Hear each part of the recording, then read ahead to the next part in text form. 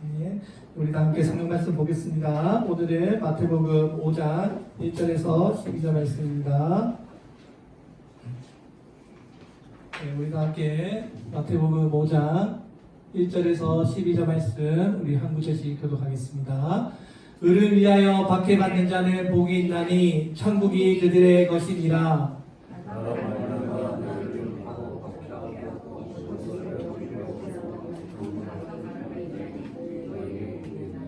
함께 읽겠습니다. 기뻐하고 즐거워하라. 하늘에서 너희의 상이 크니라. 너희 전에 있던 선지자들도 이와 같이 박해하였느니라. 아멘.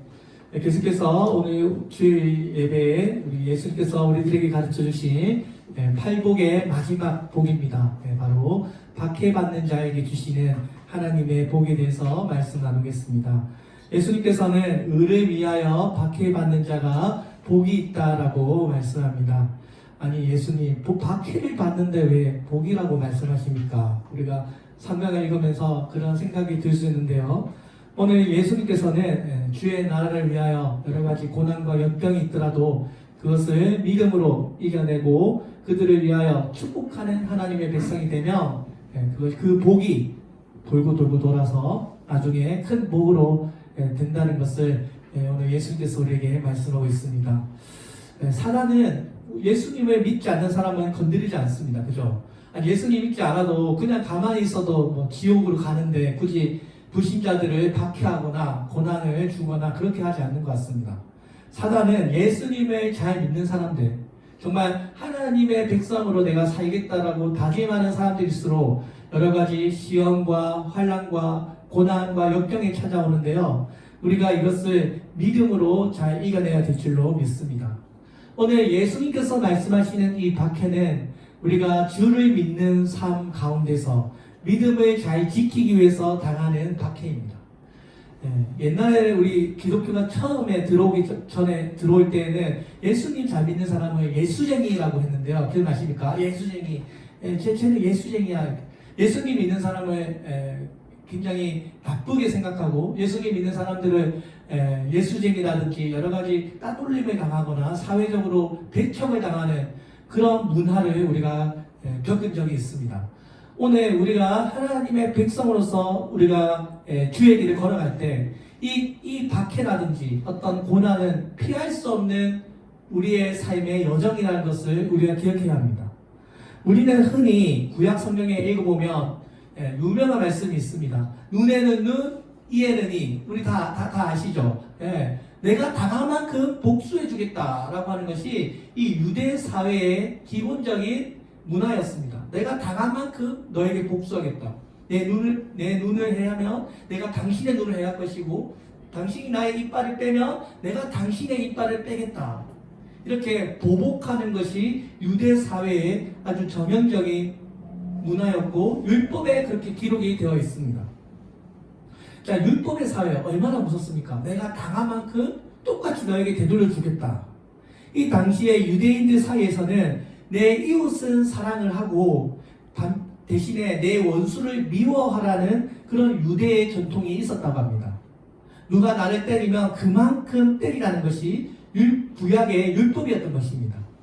오늘 예수님께서는 우리가 그동안 알고 있는 이런 눈에는 눈, 이에는 이 구약의 이 율법에 대해서 오늘 새로운 관점으로 우리가 사랑하기를 원하시는데 그것은 너희 원수를 사랑하고 너희를 핍박하는 자를 위하여 기도하라는 새로운 관점의 말씀을 우리에게 전하고 있습니다. 그동안 유대인들은 눈에는 눈, 이에는 이, 내가 당한 만큼 갚아줄 거야. 내가 상처받은 만큼 너에게 상처를 돌려줄 거야. 이것이 유대 사회의 전통이었는데 예수님은 여기서 정말 율법이 가지고 있는 그 정신, 사랑의 정신, 원수마저도 사랑하고 축복할 수 있는 그런 관용의 정신에 대해서 우리에게 말씀하고 있습니다. 이것이 바로 주님께서 꿈꾸셨던 하나님 나라의 공동체의 모습이 아닐까 싶습니다. 약한 자를 대적하지 않고 악한 자를 대적하지 않고 그에게 똑같이 악으로 악을 갚지 않고 선으로 악을 이기는 사랑으로서 그들의 허물을 덮어내는 그런 주님이 꿈꾸셨던 교회의 모습을 우리에게 보여주고 있습니다. 오늘 우리가 잘 알고 있듯이 중국의 전쟁의 신이라고 불렸던 손자병법을 쓴 손자라고 하는 사람이 있는데요. 이 손자병법을 쓴 손자가 어릴 때 많은 전쟁을 경험했습니다. 전쟁이 얼마나 끔찍하고 전쟁이라는 것이 얼마나 무서운 것인가를 이 손자가 알았던 것 같습니다. 어릴 때부터 나라의 주권을 빼앗기고 포로로 잡혀가면서 와, 이 전쟁이라는 게 정말 무섭구나. 이게 정말 무섭구나라는 것을 어릴 때 깨닫고 전쟁에 관한 많은 전략적인 책을 쓰는데요. 그 유명한 책이 바로 손자병법입니다. 근데 손자가 우리에게 아주 유명한 말을 남기는데요. 그것은 100번 싸워서 100번 이기는 것이 좋은 것이 아니고 오히려 한 번도 싸우지 않고 이기는 것이 더 지혜롭고 큰 승리라고 말합니다. 그러니까 우리가 누군가와 싸움을 해서 이기는 것이 진짜 최고의 싸움꾼이 아니고요. 진짜 전쟁의 신은 내가 굳이 싸움을 하지 않아도 내가 원하는 것들을 얻어낼 수 있는, 전쟁을 하지 않아도 내가 이길 수 있는 그런 방법을 추구하는 것이 최고의 전쟁의 신이고, 또 이것이 우리 기독교인의 삶의 또 하나의 부분이 아닌가 싶습니다. 우리도 누군가에게 뭔가 피해를 주고 뭔가 싸워서 우리의 이득을 얻어내는 것이 아니라, 특별히 우리 교회 내 안에서의 이 형제 자매 우리 이 교우들의 관계에 있어서 우리가 하나의 형제로서 화합과 대화를 통해서, 타협을 통해서 우리가 서로 원하는 바를 얻어낼 수 있는, 서로 윈윈할 수 있는 그것이야말로 진짜 전쟁의 신이요, 진짜 주님께서 기뻐하시는 그런 지혜롭고 큰 승리라는 것입니다. 사랑하는 성도 여러분, 칼을 써서 이기는 사람은 칼로 망하고요, 총을 써서 이기는 사람은 총으로 망하고요, 주먹을 써서 이기는 사람은 주먹으로 망한다고 했습니다. 오늘 시편 37편 25절 26절에서도 말씀합니다. 내가 어려서부터 늙기까지 의인이 버림을 당하거나 그의 자손이 결식함을 보지 못하였도다. 그는 종일토록 은혜를 베풀고 구워주니 그의 자손이 복을 받는도다. 여기 하나님의 백성은 주는 자입니다. 하나님의 백성은 내가 가진 것을, 내가 가진 여러 가지 그 은혜들을 나누면서 그것을 구워주는데, 당장의 눈에 보이기는 손해인 것 같아요. 당장은 내가 뭔가를 주기 때문에 손해인 것 같지만, 내가 그를 향한 그 좋은 마음, 선한 마음을 베푸면 그 마음이 돌고 돌아서 나에게 큰 복으로 온다라는 것입니다. 할렐루야. 오늘 우리 교회 공동체가 나를 박해하는 자를 위해서 우리도 박해할 수 있습니다. 나를 모욕하는 자를 위해서 우리도 욕할 수 있습니다. 그러나 우리가 그런 방법을 취하지 않고 눈에는 눈, 이에는 이, 이런 구약의 방법이 아니라 오늘 우리는 하나님께서, 주님께서 말씀하신 사랑과 관용의 방법으로 우리 이 기독교인의 삶을 살아갔으면 좋겠습니다. 여기 우리 자식 부모 있는 부모님들이 많은데요. 자손들이 복을 받게 하려면 무엇보다 하나님이 기뻐하시는 삶을 살아야 하고, 또 남들에게 내가 도움을 베푸면 그 도움이 반드시, 그 아름다운 마음이 반드시 열매를 맺게 된다는 것을 기억하시기를 바랍니다. 오늘 사랑하는 성도 여러분, 오늘 하나님께서 우리에게 주는 자가 되셨고, 하나님께서 우리를 너무나 사랑하셔서 그의 외아들 독생자 예수 그리스도를 이 땅에 보내주심으로써 하나님의 놀라운 사랑을 우리에게 보여주었습니다. 오늘 우리가 하나님의 사랑을 받을 만한 아무런 가치가 없는 우리들을 주님께서는 사랑하시고, 주님께서는 그의 가장 귀한 것, 그의 가장 가치 있는 것을 우리에게 보여주었습니다.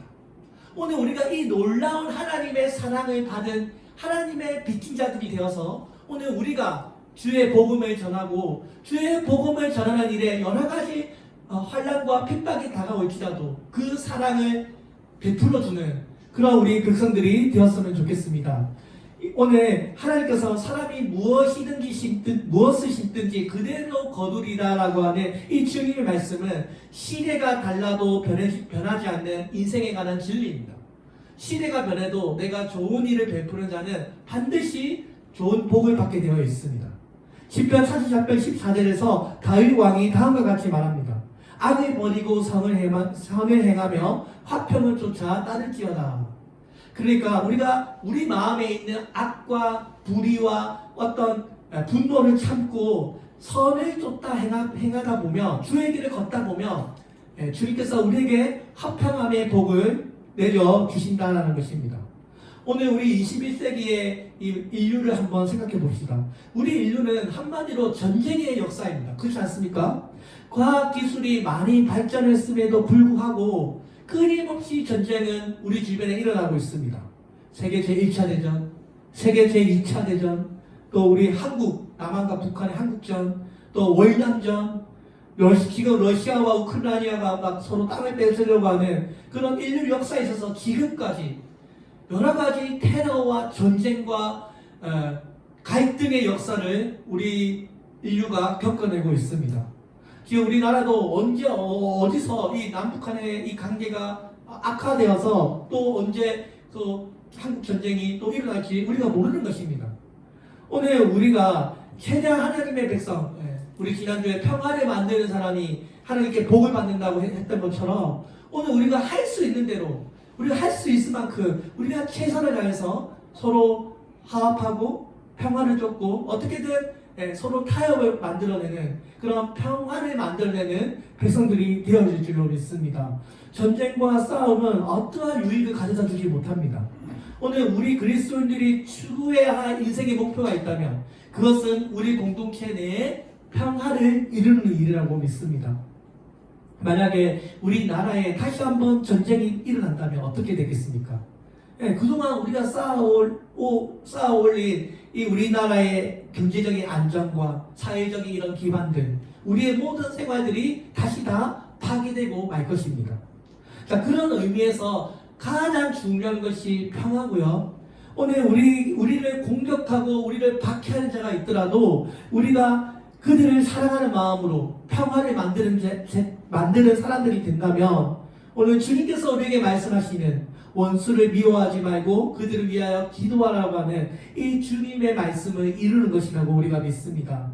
오늘 우리 도시 성교교회가 사실 수백 명도 되지 않는 정말 작은 연약한 교회이지만 우리가 주의 말씀을 우리 마음에 정말 하나님의 말씀으로 받고 또 우리가 온 마음을 다해서 주의 말씀대로 살아가기를 우리가 꿈꾼다면 그러면 오늘 주님께서 우리에게 말씀하시는 나라와 민족의 평화를 위해서 기도하고 또 우리 이 공동체가 하나님의 사랑으로 서로 화평하고 우리를 박해하는 자가 있더라도 그들을 위하여 기도하는 그런 신자들의 모임이 되기를 바랍니다. 오늘 예수님께서 평화의 중요성 그리고 나를 박해하는 자가 있다는 것을 알기에 오늘 이렇게 우리에게 말씀하고 있습니다. 나로 말미암아 너희를 욕하고 박해하고 거짓으로 너희를 거슬러 모든 악한 말을 할 때 너희에게 복이 있나니 기뻐하고 즐거워하라. 하늘에서 너희의 상이 크니라. 너희 전에 있던 선지자들도 이같이 박해하였느니라. 오늘 우리가 예수님의 말씀대로 하나님의 일을 하다가 욕을 먹게 되면 그것을 기뻐하라는 것입니다. 우리가 복음을 전하다가 욕을 먹을 수 있습니다. 그죠? 왜냐하면 우리가 살고 있는 이 불신자의 세계는 예수님을 믿는 사람들을 기본적으로 싫어하기 때문에 우리가 복음을 전하다 보면 욕을 먹기도 하고요. 박해를 당할 때가 있습니다.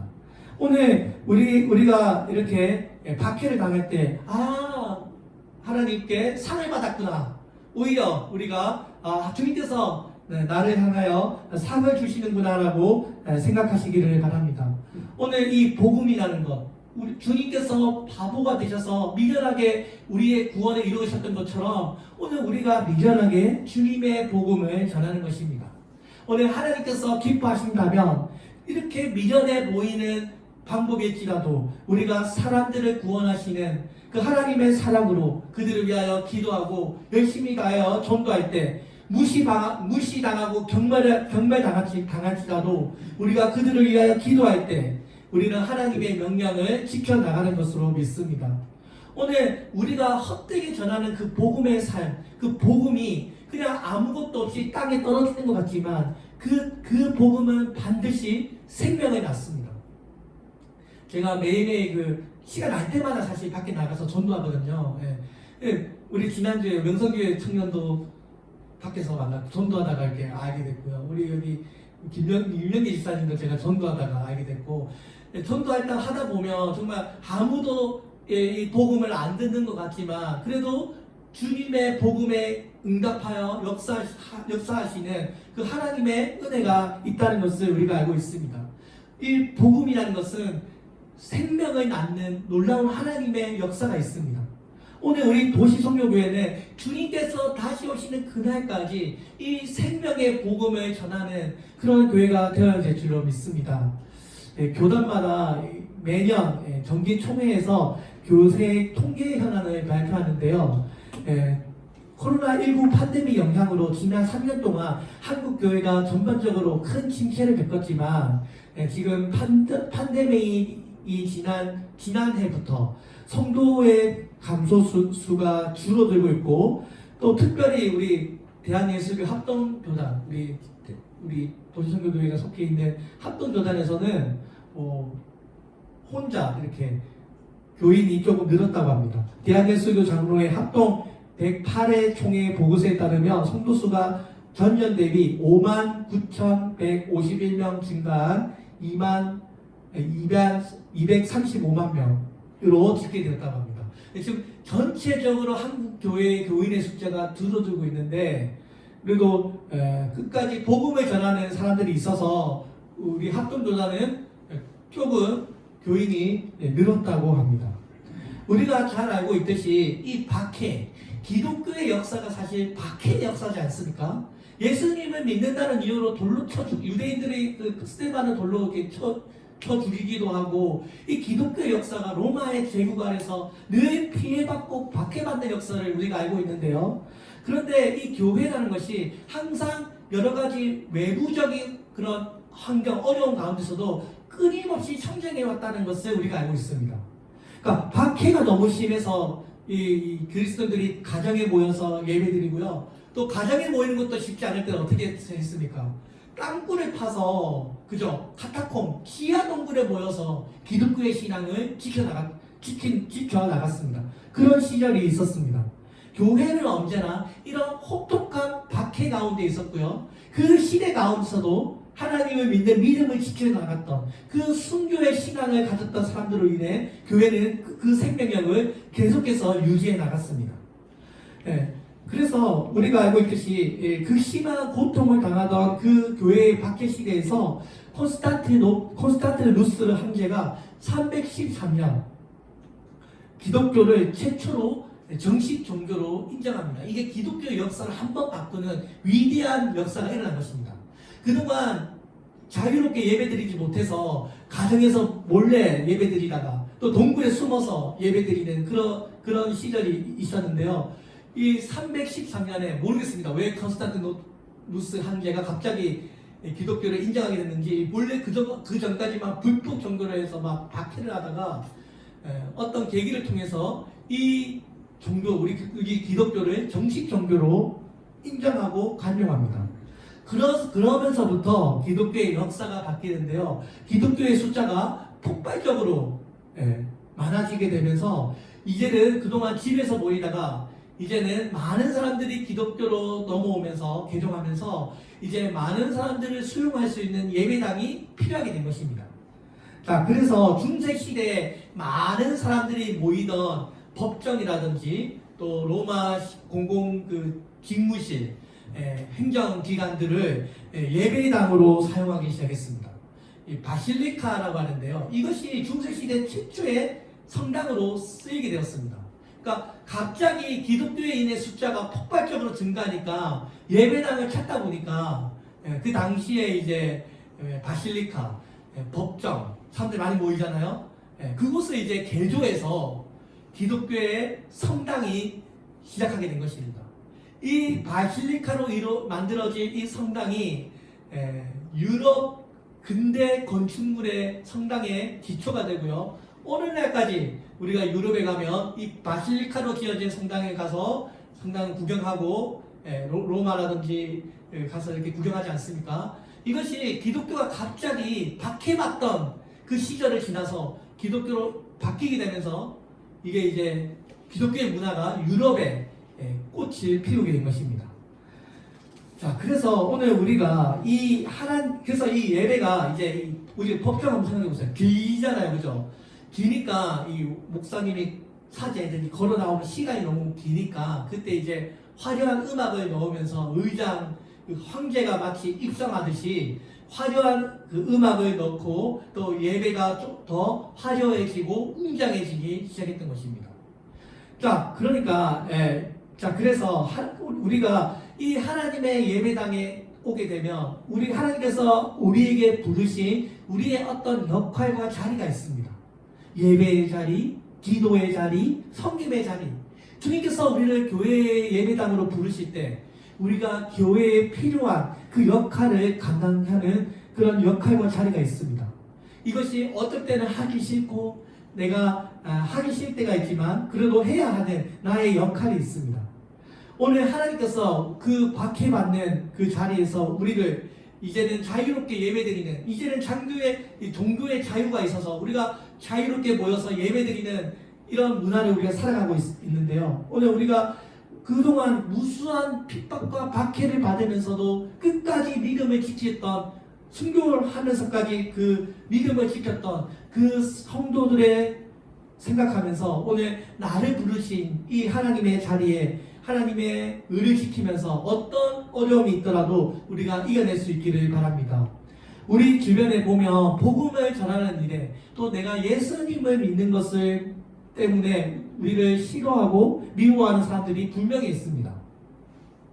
우리가 그 사람들을 내가 무슨 큰 잘못을 한 것도 아닌데 내가 무슨 큰 피해를 준 것도 아닌데 나를 미워하고 나를 싫어하고 나에게 피해를 주는 그런 어떤 사람이 우리 주변에 있을 텐데요. 오늘 우리가 기억해야 될 것은 예수님 때문에 받는 고난은 예수님께서 반드시 그 상을 예비해 주신다는 것입니다.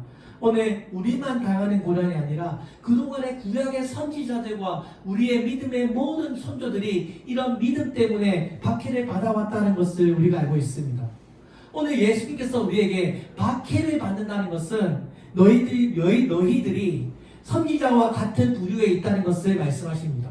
왜냐하면 선지자들도 너희와 같이 박해를 받았다라고 하는 것은 우리가 박해를 받고 있다는 것은 너희들이 지금 그 구약의 선지자들과 같은 그런 부류에 있다는 것입니다.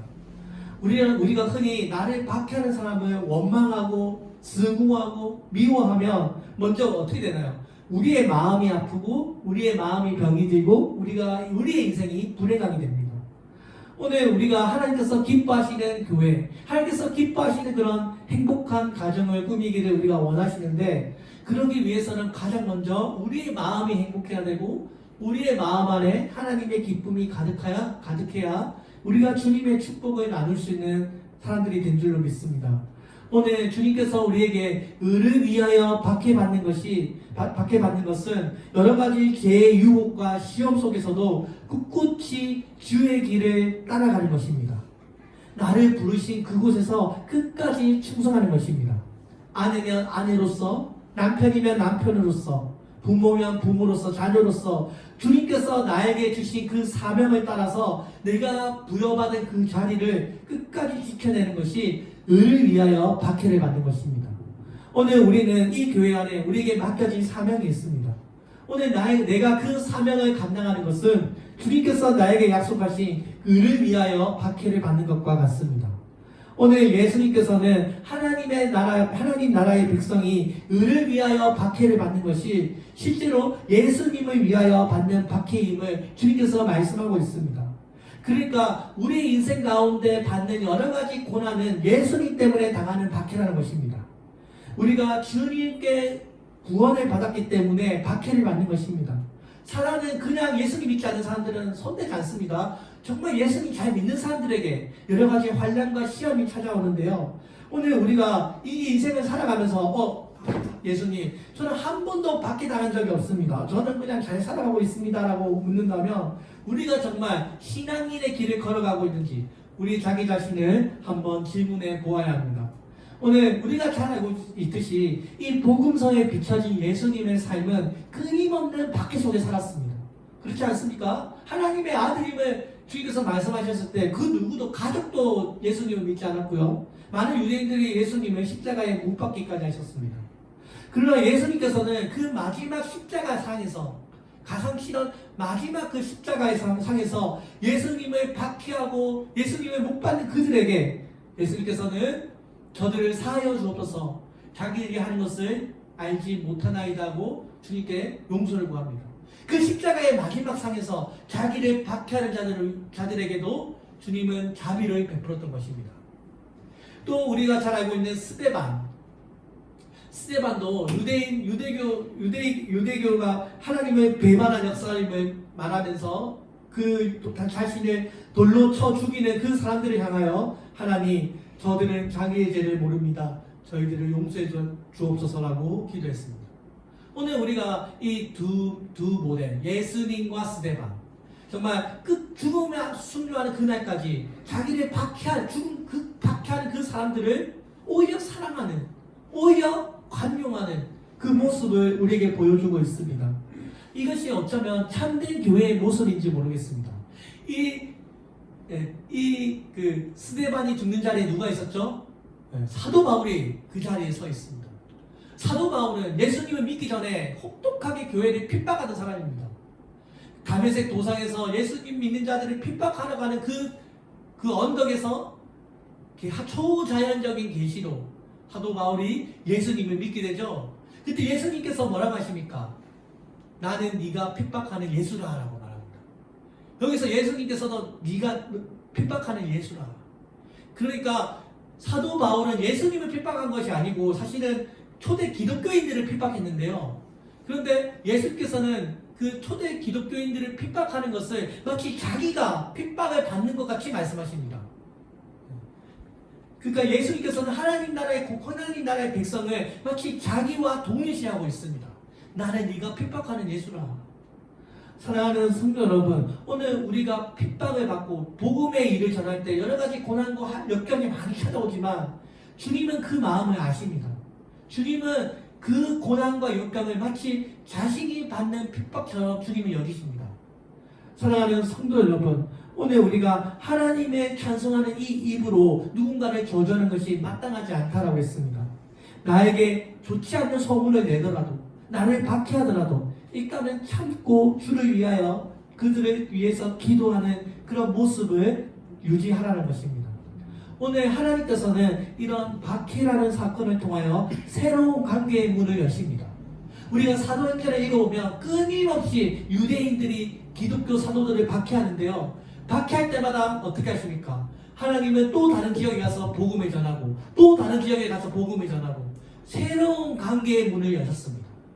오늘 우리가 이 박해라고, 고난이라고 하는 이 관계를, 이런 박해를 통해서 하나님과의 깊은 관계로 나아가는 것입니다. 이 박해는 우리가 하나님과 직접 대면하는 상황으로 이끌어갑니다. 아니, 행복하고 너무 좋은데 하나님 굳이 찾겠습니까? 잘 찾지 않죠. 사람들은 행복하고 잘 살아가면 하나님을 굳이 잘 찾지 않습니다.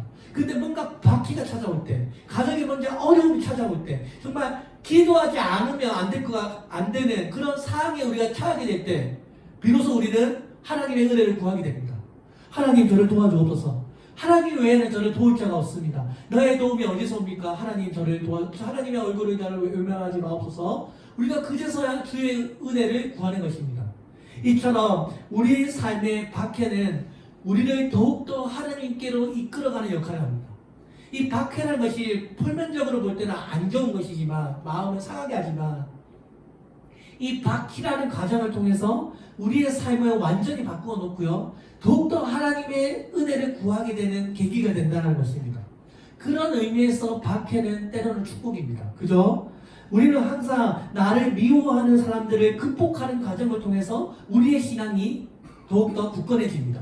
나를 미워하는 사람, 나를 싫어하는 사람을, 그 사람을 위해서 내가 원하지 않지만 기도하며 사랑하며 품는 마음을 가질 때, 그를 극복하는 과정 가운데 우리의 신앙은 더욱더 굳건해지는 것입니다.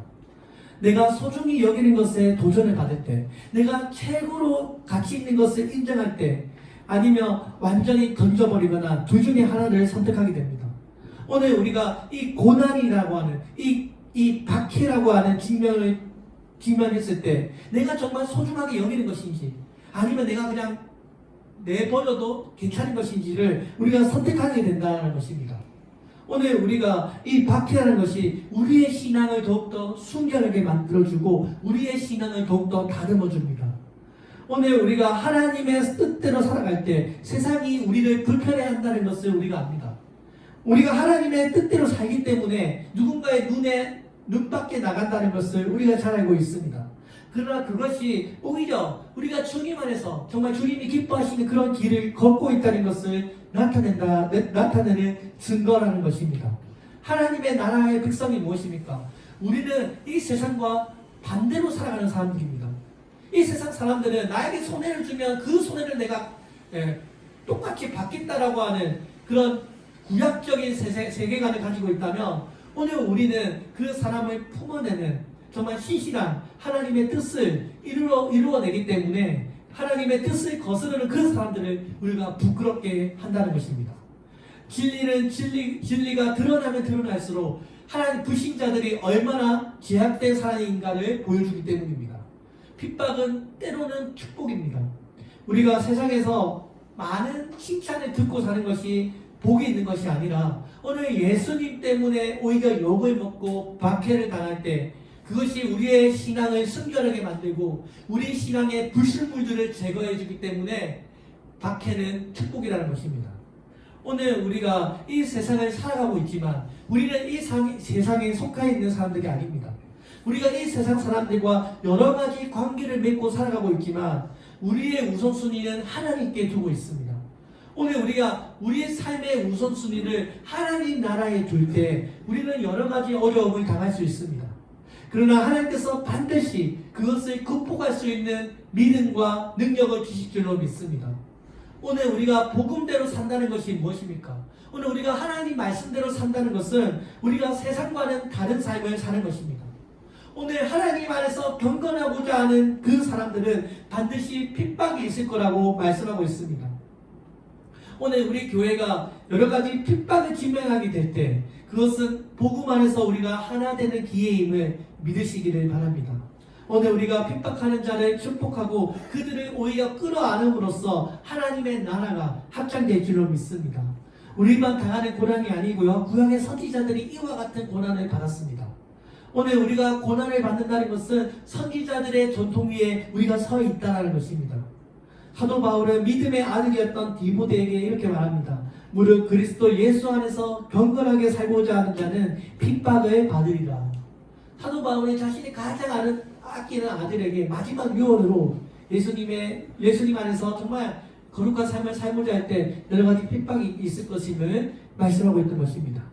사랑하는 성도 여러분, 오늘 예수님께서는 하나님을 믿는 이유로 여러 가지 박해를 당할 때 기뻐하고 즐거워라고 말씀하십니다. 하나님 나라의 상급이 크다는 것입니다. 오늘 하나님께서 우리에게 이렇게 말씀하십니다. 너를 핍박하는 자를 저주하지 말고 그들을 축복하라. 오늘 우리 주변의 환경이나 역사를 보면 대인관계가 나쁜 사람이 성공한 사람은 단 한 명도 없습니다.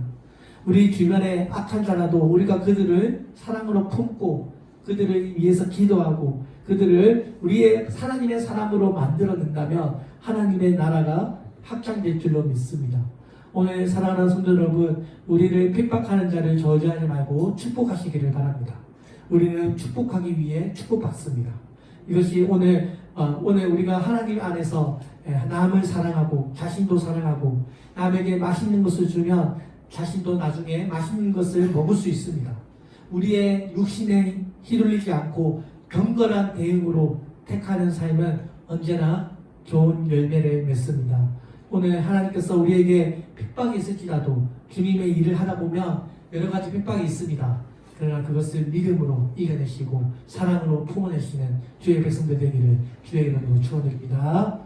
기도하겠습니다. 살아계신 하나님 아버지 감사합니다. 오늘 이렇게 박해받는 자에게 복이 있다고 말씀하신 주님, 오늘 우리